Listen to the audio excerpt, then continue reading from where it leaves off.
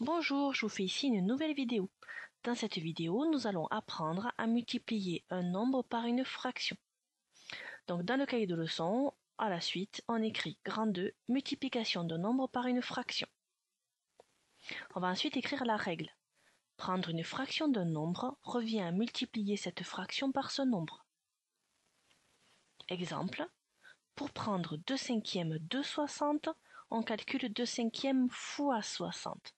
2 cinquièmes de 60, c'est 2 cinquièmes fois 60. Le 2, c'est une multiplication. On va apprendre ensuite à calculer A sur B fois C de 3 façons différentes. On a 3 méthodes pour le faire. Méthode 1. On commence par diviser A par B et ensuite on multiplie le résultat par C. On peut l'écrire comme ça. A sur B fois C égale A divisé par B fois C. Méthode 2. On divise C par B et ensuite le résultat, on le multiplie par A. On peut l'écrire ainsi. A sur B fois C, c'est A fois C sur B, égale A fois, entre parenthèses, C divisé par B. Donc on commence par calculer C divisé par B et ensuite on multiplie le résultat par A. Méthode 3. On commence par multiplier A par C et ensuite on divise le résultat par B. On peut l'écrire ainsi. Donc A sur B fois C, c'est égal à A fois C divisé par B. Qu'on peut écrire comme ça avec les deux points de la division. On encadre, il faut le retenir. Exemple. Il faut calculer 2 cinquièmes fois 60 avec les 3 méthodes ci-dessus. Donc première méthode, on va commencer par calculer 2 divisé par 5. 2 divisé par 5 et ensuite on multiplie le résultat par 60. Donc ça donne 0,4 fois 60, ça fait 24. Deuxième méthode. On va calculer 60 divisé par 5 et ensuite le résultat on va le multiplier par 2. Donc c'est 2 fois 65e, donc ça fait 2 fois entre parenthèses 60 divisé par 5, ça fait 2 fois 12, ça fait 24. Dernière méthode. On commence par la multiplication cette fois-ci. Donc on calcule 2 fois 60 et le résultat on va le diviser par 5. 2 fois 60 ça fait 120 et ensuite on calcule 120 divisé par 5, ça donne bien 24. Donc avec 3 méthodes, évidemment, on trouve le même résultat.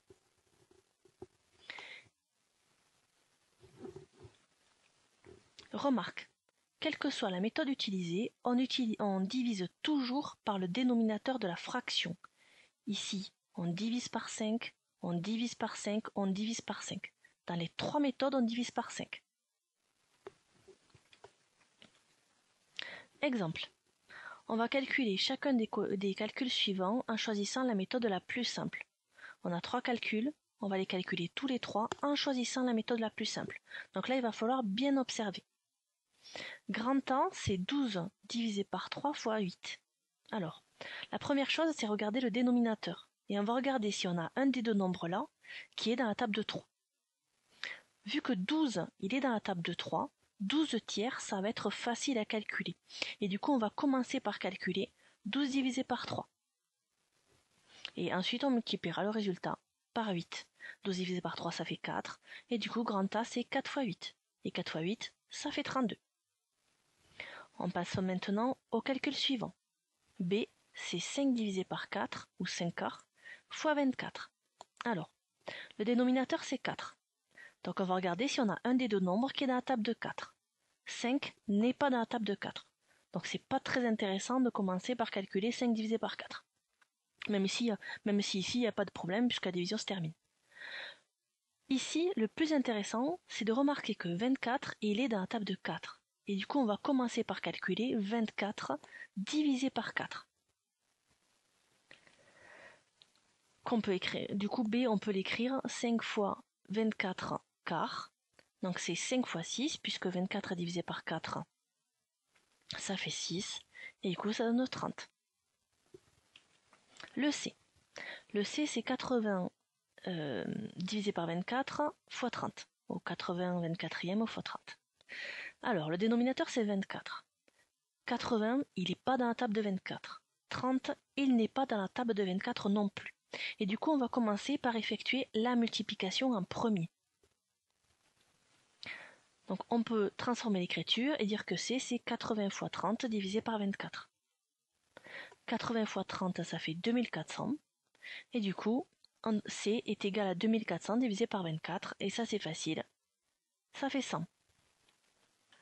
Donc voilà, cette vidéo est terminée. J'espère que vous avez tout recopié correctement dans votre cahier de leçons.